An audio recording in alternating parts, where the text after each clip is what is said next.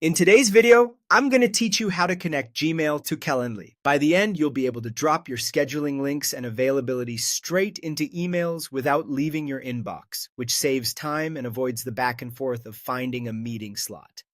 First, make sure you're using the Google Chrome browser on your computer.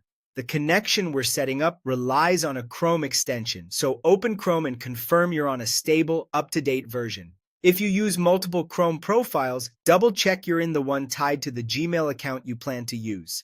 Next, install the Calendly Chrome extension.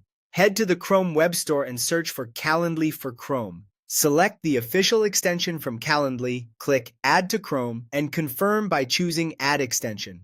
After a moment, Chrome will finish the install. You'll typically see the Calendly icon appear near the top right of Chrome.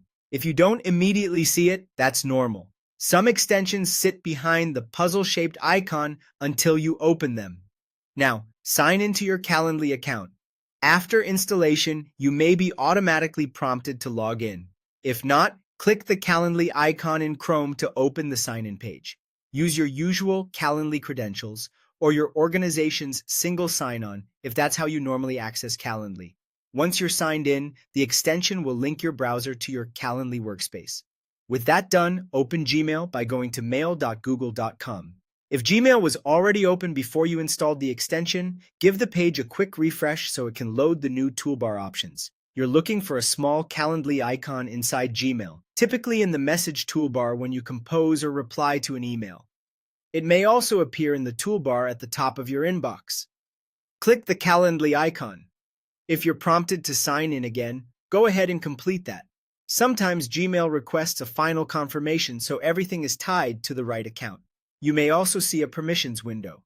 Review what's being requested. This generally includes access needed to insert your scheduling links and availability into emails, and then click Allow to continue.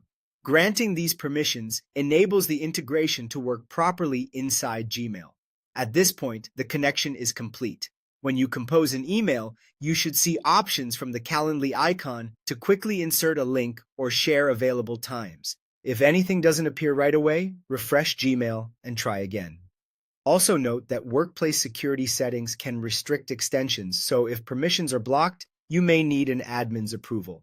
And that's it. You've connected Gmail to Calendly and are ready to schedule faster.